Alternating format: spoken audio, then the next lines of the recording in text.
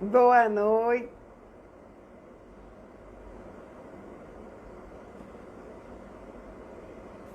Boa noite, boa noite, boa noite, meus queridos colegas da comunidade de línguas para fins específicos. É com muita alegria que eu começo mais uma live da semana, sendo essa a terceira live. Eu estou aberta aqui no Instagram, mas também estou lá no Facebook para a galera que não tem Instagram escutar pelo menos as nossas considerações, já que não vão ter a imagem da nossa convidada super querida, super ilustre. É uma honra para mim poder dividir aqui a tela do meu celular com essa pessoa que já fazia parte da minha vida há muito tempo e nós só fomos nos dar conta disso há poucos dias atrás. Então eu vou chamar aqui.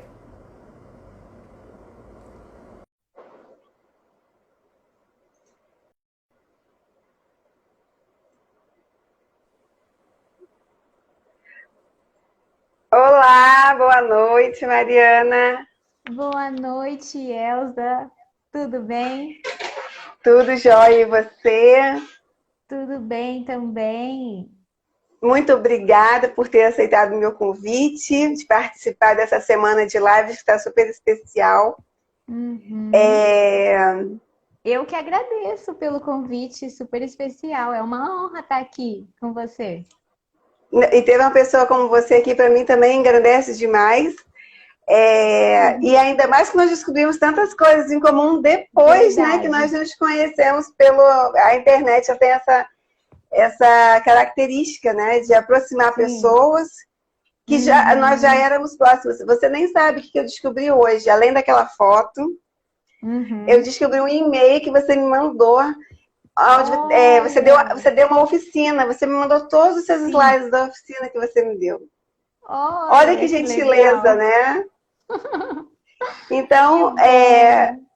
eu fico assim muito grata, porque assim, a Uhum. gente já se conhecia há muito tempo. Verdade. É, eu entrei no seu perfil indicada pela Martinha, mas Uhum. assim, foi uma grata coincidência. Uhum. A galera está entrando aí, vou pedir para Uhum. você se apresentar para o pessoal Uhum. que é do meu, né, são os meus seguidores, e depois eu me apresento Uhum. para os seus, e aí a gente vai Uhum. fazendo nosso Nossa, bate. roteirinho. Beleza. Bom, boa noite a todos. Mais uma vez eu agradeço, Elza, pelo convite tão gentil, né? Como eu disse, é uma honra estar aqui batendo esse papo com você, né? E como você disse, né? Nós já nos conhecíamos e não tínhamos dado conta disso, né? Então a internet nos reaproximou, digamos assim, né? E agora temos essa oportunidade de estar próximas, né, de novo, e de bater papo, de trocar experiência, né? Então isso é tudo muito bom, principalmente nesse momento, né, em que a gente está vivendo. Bom, Sim. o meu nome é Mariana, eu sou de São José do Rio Preto, interior de São Paulo, de onde eu falo agora. Eu sou licenciada em Letras, com habilitação em Inglês e Português pela Unesp, aqui de São José do Rio Preto. Tenho mestrado e doutorado em estudos linguísticos, mais especificamente na área da linguística aplicada, né? Somos, né, linguistas aplicadas, isso nos aproxima também, né? E atualmente eu tenho trabalhado com a mentoria de escrita acadêmica, né, aqui também nas redes sociais, divulgando o meu trabalho, né, e eu tenho conseguido contribuir aí um pouquinho com o meu conhecimento, com a experiência que eu tive na pós-graduação, no ensino superior também, né, eu atuei durante 2 anos como professora substituta, na UFAM, na Universidade Federal do Amazonas, onde eu morei por 7 anos, em Manaus, né? Então lá eu trabalhei com metodologia do trabalho científico, que é, né, uma das grandes paixões, que é a escrita acadêmica, a pesquisa acadêmica, né? E agora, né, tenho trabalhado com os meus mentorandos, ajudando, né, orientando a escrita, aqueles que estão no mestrado, aqueles que querem entrar, né, na pós-graduação. Então, assim, estou envolvida, né, com a pesquisa. Não estou mais na sala de aula, né, mas acompanho os meus mentorados que são professores, né, que atuam, que compartilham todas as experiências. Então, eu me sinto um pouquinho perto, né, da escola, da docência. Tenho mentorados também que são professores universitários, né? Então, eu me sinto, né, ainda fazendo parte desse contexto. E mais uma vez, obrigada, Elza, pelo convite. Eu espero que o nosso bate-papo seja produtivo, que as pessoas gostem e interajam com a gente, né? E espero ter outras oportunidades de estar aqui com você. Ah, com certeza, Mariana. Eu acho que assim, o seu trabalho é muito relevante, porque eu acho que tem um momento da pós-graduação que a gente, né, como ou mestrando ou doutorando, a gente entra num estresse, né, mental que aparece, ele fica refletido no texto que a gente, na qualidade do texto que a gente produz. Hoje eu passei assim o dia que estou lendo não chega a ser a tese, né? Uma tese para uma banca de qualificação amanhã. E aí eu fiquei pensando em você, porque, gente, a Mariana deve fazer isso o dia inteiro, e dá muito trabalho, porque aí você vai lembrando de outras coisas, vai fazendo pesquisa, aí acaba que você entra até na pesquisa da própria pessoa. Por isso que eu acho que a tua voz aqui, nessa semana de lives, ela é super importante, porque ela vai reforçar esse viés da academia com a sala de aula, nesse sentido, né? Eu também sou formada em letras português e inglês, sou da linguística aplicada no mestrado e dos estudos de língua no doutorado. Mas o meu doutorado ele foi muito focado na formação continuada de professores de línguas com foco em línguas para fins específicos. Então, o que acontece? Eu fiz 2 trabalhos, tanto do mestrado, que foi a minha prática de sala de aula, que eu levei para pesquisa, quanto o doutorado, que foram inúmeras minicursos e oficinas que eu fiz pelo Brasil todo na formação continuada, né, se transformou na pesquisa do doutorado. Então, são pesquisas relevantes, né? E agora, nesse momento, eu sou professora do Instituto Federal aqui do Rio de Janeiro, trabalho diretamente com o inglês para fins específicos, mas eu acho que a abordagem não tem nada a ver com a língua, ela se aplica a todas as línguas, inclusive ao português. Tenho visto muitos perfis do Instagram trabalhando isso, e eu acho que o seu trabalho também não deixa de ser, né, um fim específico, uma ajuda específica que o teu mentorando precisa naquele momento, né? Então, ele não deixa de ser um português para fins específicos, porque a gente cansa, né, no final. Você que passou por isso há pouco tempo, eu também, e eu me senti, assim, exausta. No dia seguinte, parecia que eu estava voando, flutuando, né, da defesa, de tudo. E aí, a gente traz essa questão aqui da aproximação do pesquisador com a escola, com o professor, e nas suas pesquisas, né, que você tem vindo orientado e também é um tipo de orientação mentorada da escrita, né? Eu vejo hoje assim uma necessidade do feedback, né, Mariana? Que a gente entra na escola, a gente entra na sala desse professor, a gente gera dado, mas a gente depois não volta lá, né? Sim. Como é que está isso aí nas suas pesquisas? Então, Elza, eu sempre assim, né,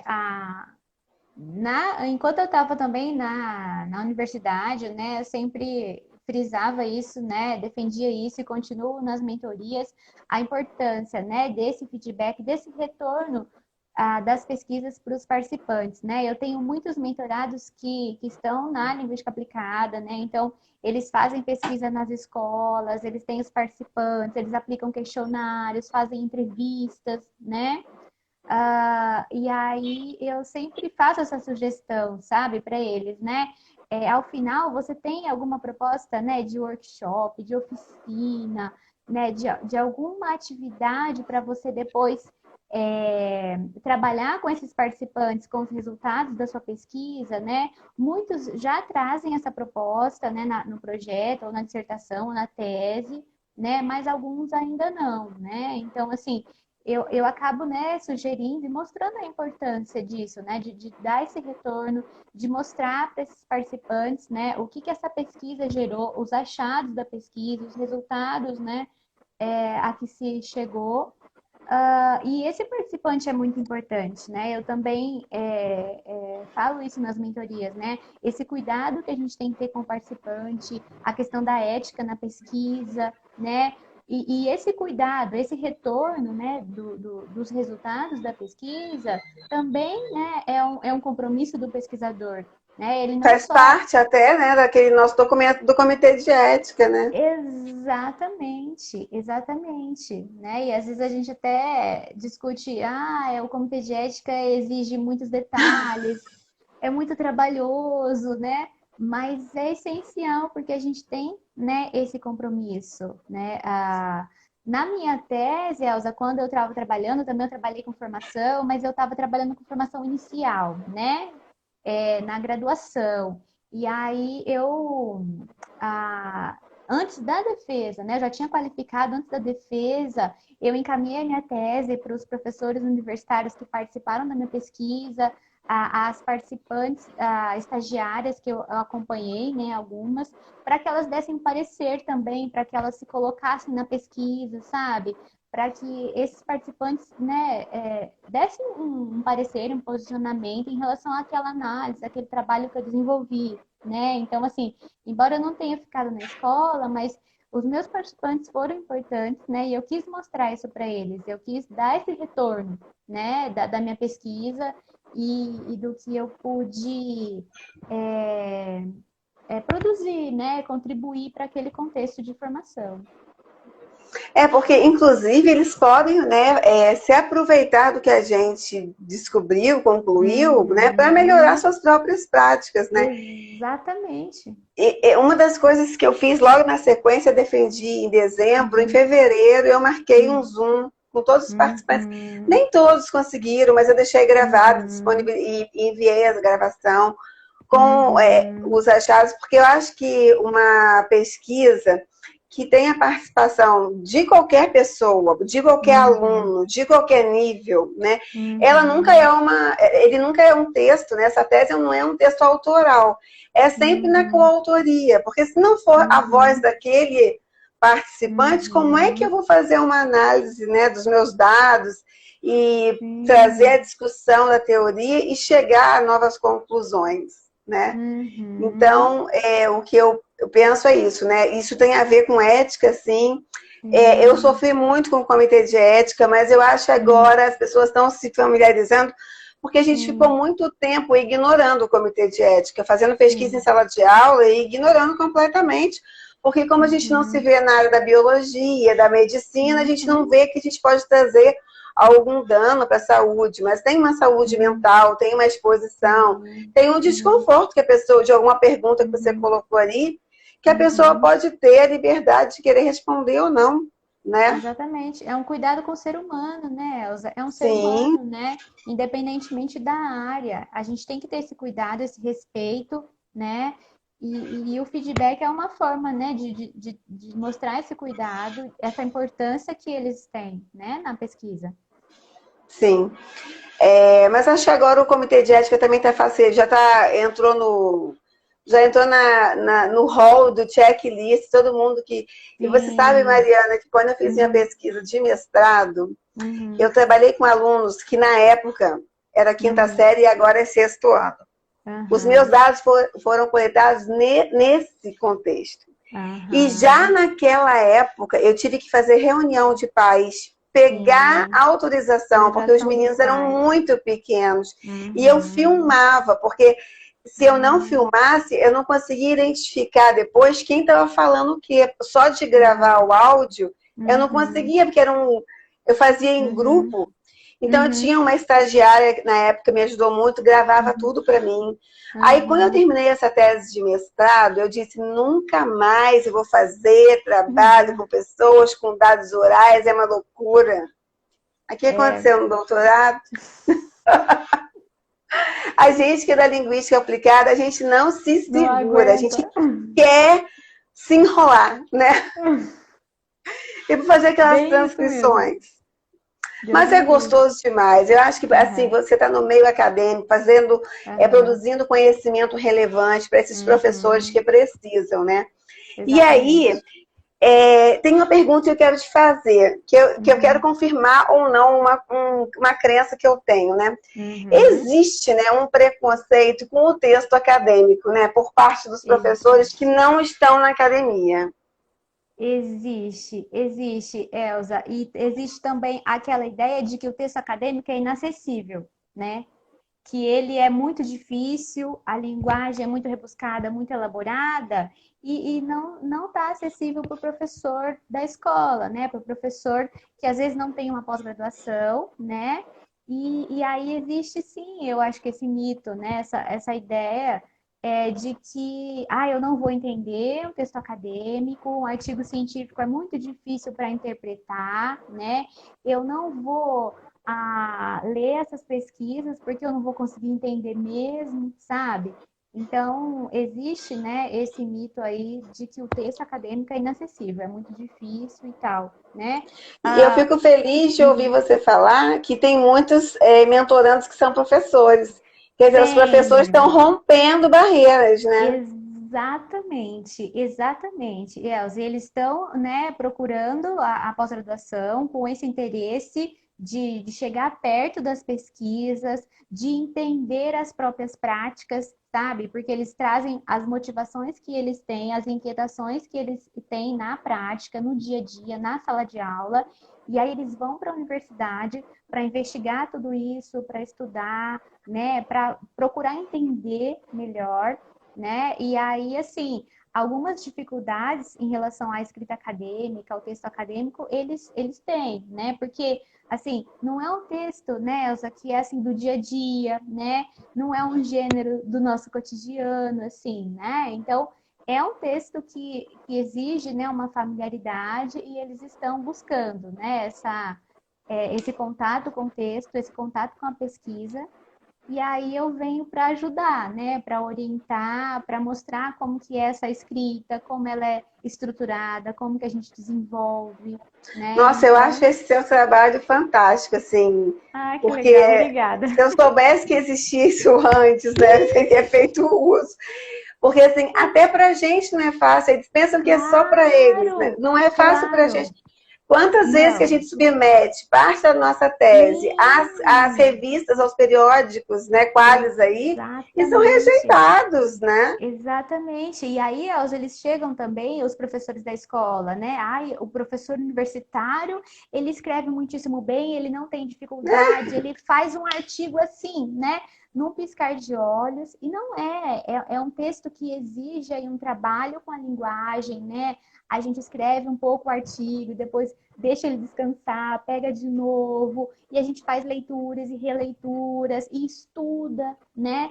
E pesquisa, e vai atrás. Um artigo não sai de uma hora para outra, né? Então, eu mostro isso para eles, né? Não é uma dificuldade. A dificuldade é de todos, né? É de todo mundo, exatamente. Aí eles começam a se familiarizar com o texto, né? E ver que, não, olha, né, eu consigo fazer, né? É um texto que demanda bastante estudo, né? Não é tão simples, mas não é inacessível conforme eles pensavam, né? Aquele pensamento lá inicial, não, eu não vou conseguir porque é um texto muito difícil. Mas ele exige, né, todo esse trabalho, esse cuidado, né? Ainda esses dias eu postei, né? Eu fiz um texto sobre os pesquisadores experientes que também fazem rascunho, que também escrevem diversas versões até que o texto fique, né, concluído, fique acabado. Então, assim, eu tenho... E aquela dica que você deu também da leitura. Nossa, eu acho que quando você lê para alguém o seu texto, você mesmo fala assim, nossa, peraí, vou parar aqui agora, deixa eu mexer logo antes que eu esqueça, que isso aqui não está, né, não tá de fácil entendimento. Exato. E você sabe que essa minha iniciativa de fazer o aulão no sábado, ela veio disso. Que legal. Porque Quando eu disponibilizei o e-book com 10 artigos meus publicados, eu estava nos meus stories já tentando estimular a leitura. E aí, na leitura, eu colocava, já leu hoje, já leu hoje. E aí chegou um momento, Mariana, que o não leu ganhava. Sim. E aí eu falei assim, cara, eu não vou divulgar esse resultado, vai ficar só para mim. E aí eu comecei a ficar com a pulga atrás da orelha e disse, gente, como que os professores não estão lendo? Né? Porque, assim, boa parte dos meus seguidores, assim, mais de 50% são professores em formação, formados. Sim. E aí eu perguntei, vocês estão familiarizados com clubes de leitura? Ninguém respondia. Aí eu falei assim, gente, se eles não estão lendo coisas que eles gostam, porque um clube de leitura você entra, geralmente porque você tem alguma afinidade, porque você quer aprender uma coisa diferente. Não estão lendo no dia a dia, não tem familiaridade com clubes de leitura. Aí eu falei assim, esse e-book vai ser baixado e vai ficar fechado. Aí eu falei assim, não. Assim como eu não quero que a tese também fique, sabe? Então, quando eu criei esse perfil aqui, foi justamente para fazer essa divulgação, para ajudar professores. Assim, a gente está vivendo um momento que muitos professores ficaram sem emprego. E você abrir, né, o seu leque de opção, de oferecer um curso diferenciado para um perfil diferente de aluno, um aluno mais consciente, mais maduro, que nem é tanto a diferença do preço, o cara quer o resultado, então o valor ali pesa mais que o preço. Mas aí, o que aconteceu? Eu falei assim, não, vou fazer um aulão. Porque eu falei assim, pelo menos no aulão, eu vou apresentar o texto, a gente vai debater em cima do texto, e aí a gente vai rompendo esses paradigmas aí, né, do preconceito de texto acadêmico. Então, esse aulão surgiu porque eu percebi isso. Não só a não leitura do texto acadêmico, mas a não leitura como um hábito mesmo de vida. E eu acho que um professor, né, ele está sempre em construção. E a leitura, ela faz parte dessa construção, pode acontecer de diversas formas, né? Mas eu acho que a leitura tem um papel importante até para a escrita, né? É fundamental, né? A leitura é fundamental. A gente precisa, né, ter sobre o que falar. Então, a leitura vai proporcionar tudo isso. Eu sempre, né, reforço isso com eles, né, com os meus mentorados, que a leitura é essencial. Se a gente está muito travado no texto, não consegue sair, talvez é porque esteja faltando um pouco de leitura, né? Sim. E tem uma fase também, né, Mariana, que a gente começa com a repetição, né? Vai faltando vocabulário, não sei se todo mundo passa, você começa a repetir palavra. De acordo com, de acordo com, de acordo com. Ai, nossa, eu tinha uns aí cada um tem um vício, né? Aí tem um vício, eu tinha um negócio de, enquanto pesquisadora, a minha orientadora tinha pavor, ela, pelo amor de Deus, esquece o enquanto. Como pesquisadora, mas aí você já está num cansaço, né? Assim, de final de pesquisa, mas são todas experiências, né? E eu acho que o professor ele também tem que se estimular a ser pesquisador, ele não precisa pesquisar e se meter dentro da universidade, né? Mas ele tem que saber que ele pode pesquisar, ver uma coisa que não deu certo, e tentar fazer de outra forma. A gente está sendo tão desafiado agora, nesses tempos de ensino online, né? Com certeza. Acho que até as pesquisas tiveram que ter alguma adaptação, né, Mariana? Com certeza, né? Eu tenho vários mentorados que tiveram que fazer ajustes, né, na metodologia, tinham proposto algo inicialmente, mas agora não vai ser mais possível, né? Por exemplo, gravar aulas, né? As aulas presenciais que não acontecem mais, entregas presenciais também não vão ser possíveis, né? De serem feitas. Enfim, houve né?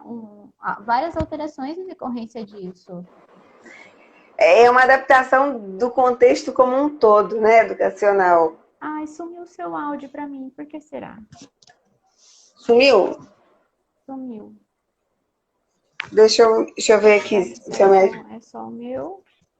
Eu tô te ouvindo.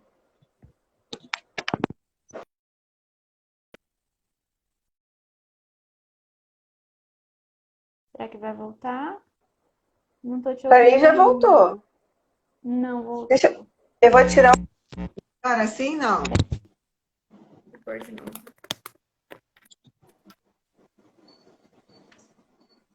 Agora. Melhorou? Você tá me ouvindo? Não, você não. Tá me ouvindo Não tô te agora? ouvindo. Você me ouve? Deixa eu tô te ouvindo. Eu tô na Você tá conexão. Vou me colocar ouvindo? aqui no Deixa eu 4G tirar o meu para ver fone se aqui, melhora. deixa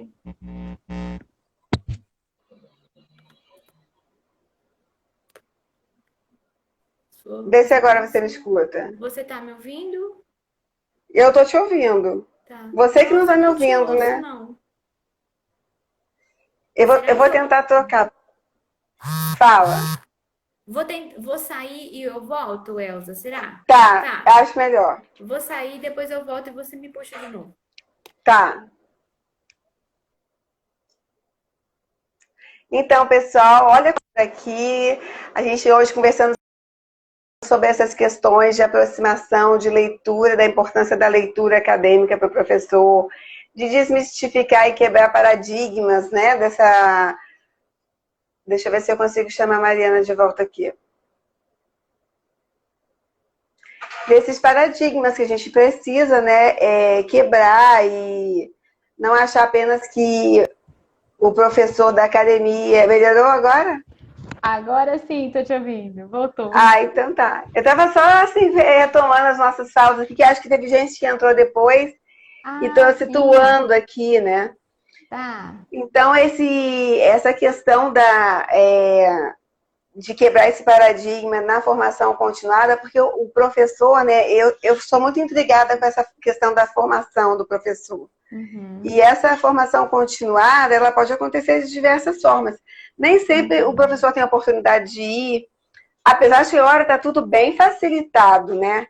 Tem algumas desculpas aí que não cabem mais, né? É. Ah, não tenho grana para comprar passagem, ah, não tenho grana para pagar o hotel, mas a maioria dos nossos eventos agora estão online, muitos deles gratuitos, alguns que a gente pagava muito caro, como aquele no qual a gente se conheceu, era caríssimo, mas você viu a taxa quanto tá? Acho que é R$ 40. Gente, Então, assim, o professor ele não pode perder essa oportunidade. Eu sei que está todo mundo sim. cansado de tela, que é desgastante, que foi uma adaptação rápida e brusca que a gente teve que fazer, mas a gente não pode se dar por vencido, né? Eu acho que a gente está sempre em construção. E nesse momento, esses eventos, eles têm um papel importante nessa nossa formação continuada. Tem. Assim como as pós-graduações, tem tantos mini-cursos também que valem interessantes, extensão, especialização. O lato sensu e o estrito sensu, eles já são mais assim, delicados porque eles têm um processo seletivo. Sim. E às vezes, quando você não está no meio, é complicado de entrar. Mas também, né? Elza, tem a oportunidade do professor participar de uma disciplina da pós-graduação como aluno especial, né? Ele pode começar assim, né? Ele participa, ele frequenta as aulas, ele faz a disciplina, ele tem contato, né, com as pesquisas dos colegas, com os professores. Com os textos, né? Com os textos, começa a se familiarizar com os artigos, com os trabalhos acadêmicos, né? Assim, é um primeiro passinho para depois isso eu acho. Né, para desenvolver depois um projeto e participar do processo seletivo, talvez com uma bagagem aí mais consistente, né? Certamente. Já com uma experiência já dentro da pós-graduação, né? Aí ele conhece as linhas de pesquisa do programa. Exatamente. Então, assim, né? E hoje, como as disciplinas estão online, né? Dá para participar de qualquer programa. Exatamente, essa distância geográfica sumiu, né? Então eu acho que a gente tem que romper vários paradigmas aqui nessa live. O primeiro deles é que o texto acadêmico não é um bicho de 7 cabeças. Não. Que o professor pode estar lá na frente da pesquisa, né? Exatamente.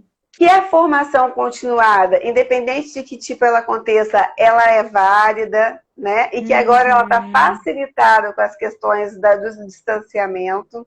E isso que você falou é importantíssimo, que assim, nem sabe que nem tinha me passado, né? Pô, eu tenho um sonho de fazer um mestrado na UNB, mas eu moro, sei lá, no interior de São Paulo. Gente, dá uma olhada no site, faz comunicação com o professor, pede para fazer isso que você disse, né? Sim. Ser um aluno especial. Sim, e os programas têm aceitado, sabe, Elza? Assim, todos os alunos que têm interesse, né? Às vezes as vagas são ampliadas por conta da procura, né? Até mesmo lá na UFAM, né? Houve uma procura muito grande do mestrado em Posso letras, imaginar. né? Então todos, né, foram aceitos, até onde eu sei, né? Acho que todos foram aceitos que solicitaram, né, a vaga. Então, assim, existe hoje, né, mais possibilidades, um acesso um pouco maior, né, a meu ver, para pós-graduação, para pesquisa acadêmica, né? Então, E eu acho que tem uma coisa também de um discurso, né?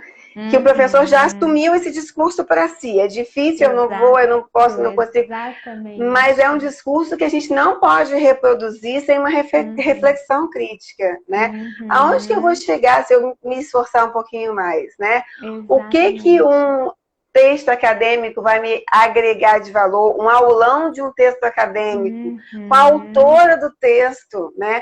O texto até que foi votado para o aulão, ele não é um texto muito atual, não. Acho que ele é de 2015. Mas eu adorei que ele tem a ver com formação continuada, porque eu vou trazer trechos da minha tese, que é de 2020, e aí eles vão ter, olha que possibilidade, que riqueza, né? A mesma autora, com um texto de 2015, 2020, né? Eu olho aquele texto lá de 2015 agora, eu acho, gente... Mas é isso, é mostrar para eles isso, a gente vai se construindo. Se a gente parar, não vai a lugar nenhum, né? Claro. E eu estava pensando nisso essa semana, porque eu sempre converso, né, com a minha orientadora do mestrado, do doutorado, e ela sempre me lembra assim, Mariana, você lembra do seu primeiro projeto? Aí eu falo, não lembro. Mas assim, a gente conversa sobre isso, né, para mostrar que, assim, 10 anos atrás, né, em 2010 foi o meu projeto do mestrado, o primeiro que eu fiz na vida, assim, sem muito conhecimento e foi muito difícil para mim, né? Mas assim, 10 anos depois, né, eu vejo que houve um crescimento, né, houve, né, outras leituras e mais um amadurecimento também teórico, né? Então, assim, a gente não tem como começar sabendo tudo, né, Elza? Isso. Fazendo um projeto lindo, maravilhoso. E eu acho que esse revisitar textos antigos também dá um conforto, a gente sabe, nossa, porque você entra no ritmo, você nem vê, né? Hoje eu estou lendo esse projeto de tese aqui, né, da qualificação, e eu me lembro, gente, meu projeto de qualificação foi péssimo, assim. Eu tinha vontade de chorar, falei assim, gente, que metodologia foi essa que me inventou?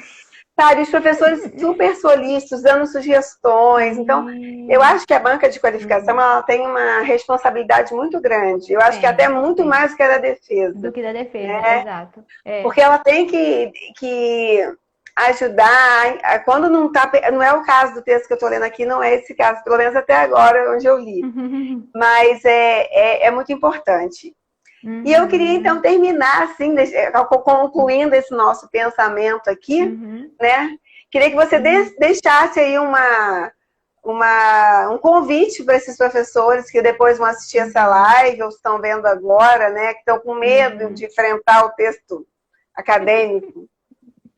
Sim, não precisa ter medo, né? A gente precisa, na verdade, ter a curiosidade, né? O interesse de se familiarizar com ele, porque, né, o gênero, né, acadêmico, né, o artigo, a tese, a dissertação, eles têm uma carinha, né, um formato que a gente vai se habituando, que a gente vai se acostumando, a linguagem também, né? À medida que a gente começa as leituras, a gente vai entendendo melhor, conhecendo novos conceitos, aprendendo, né? Novas perspectivas teóricas. Então, assim, a gente tem que iniciar, né, para começar a se familiarizar e não se cobrar tanto, né, Elza? Assim, eu acho que Isso, eu vejo que os professores se cobram muito. Ah, eu não vou porque vai ser difícil. Não, né? Vamos conhecer, vamos ver como que ele é, né? O texto, o artigo, o que que a gente tem a aprender com ele, né? Que a gente tem muito a aprender. Não importa se é um pesquisador novato ou experiente, a gente está sempre aprendendo, né? A formação, como você disse, ela está sempre em construção, ela é sempre, ela é constante, né? Então, o meu incentivo é que a gente não tem que ter medo, né? Não tem que se cobrar demais. Ah, eu preciso saber muita coisa para eu ir para o aulão, né? Por exemplo. Não, uhum. né? Vamos lá para a gente poder conhecer e entender, né? Novas possibilidades, enfim. Muitas coisas, né, para pensar, para a gente poder discutir juntos. E as experiências que os professores têm, né, Elza, são muito relevantes. E Exatamente. eles têm muito a contribuir, né? Exatamente. É porque eles não têm noção de quão Sim, experts eles são, a voz deles, né? sim, sim, com certeza. E o aulão, ele também pode servir como um fator motivador, né? Eu estou Uhum, propondo até, se o professor não quiser ler antes, não uhum, quiser ler o resumo que eu vou enviar, vai uhum, para o aulão, participa das discussões, porque vai ser um aulão uhum, colaborativo. Então, a uhum, voz do professor, a participação dele é super uhum, importante. E uhum. depois ler o texto, porque também pode ser Sim, o caminho contrário, né, Mariana? Para sim, facilitar claro. o entendimento. Exato, Então, assim, não exatamente. é obrigado a ter lido o artigo para participar do Uhum, aulão.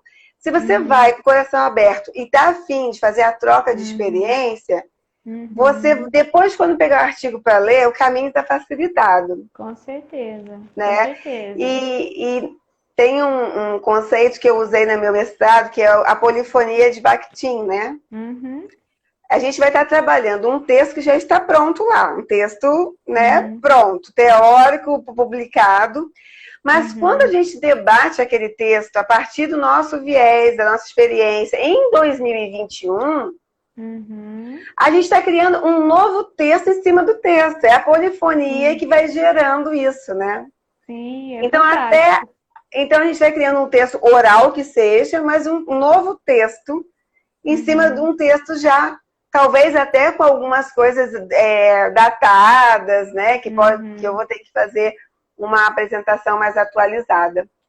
Mas é isso, uhum. Mariana. Muito obrigada pelas suas contribuições. Foi um prazer. Imagina, O imagina, o seu prazer jeitinho foi meu. assim. Eu gostaria muito assim que todos os professores que estão inscritos no aulão assistissem isso aqui. Você Uhum, acalenta o nosso coração. Porque acho que alguém como você, que tem essa é uma competência, uma habilidade de revisar, né, a escrita, uhum. assim, conforta o coração de quem está em algum momento angustiante, né? Sim, E, e a pesquisa, né, gera todas essas emoções, né, Elza? A nossa, ansiedade, o medo, a insegurança, né? ó, tem alguém falando aqui. Deixa eu dar uma Uhum, olhada aqui. uhum. A É, Ayane chegou no final, mas depois você assiste. A Ayane, muito uhum, interessante. E eu acho que uhum, também, como você disse, a gente pode começar uhum, uma vida de pesquisador por vários caminhos. Pode ser sim, por uma matéria especial, pode ser por um uhum, aulão de acesso a um texto sim, acadêmico, pode ser por uma uhum, apresentação. Os professores, eles não têm ideia de que eles podem, inclusive, se apresentar em congressos com relatos de experiências, né? sim, Porque eles acham que o exatamente. congresso não é para eles. Isso é uma coisa que eu também vou colocar, eu já coloquei Aham, na pauta do aulão, né? Vamos aham, apresentar, colocar para fora as sim, práticas de sucesso que a gente produz, né? Dentro de claro. sala. Claro, eles não têm consciência, às vezes, né, Elza, desse potencial que eles têm para contribuir, né? Com Porque a academia. acha que não é a teoria lá na academia e a prática da escola é menor, né? Ou ela não serve. E muito pelo contrário, né? É uma Assim, retroalimentação, né? Não ex- existe trabalho solitário. exatamente, exatamente. E essa é a minha adorei. proposta. Eu também adorei, foi um prazer estar com você. Uma Prazer boa foi noite todo de meu. descanso aí. Obrigada Qualquer para você coisa, também. estamos aqui no Rio de Janeiro, depois que tudo acabar, um evento aqui, seja muito bem-vinda. Vai ser um prazer, vai ser um prazer. Mas a gente se vê em eventos online aí, que eu já estou sabendo que a gente vai estar junto. Claro, com Eu fiz o certeza. convite ontem, né?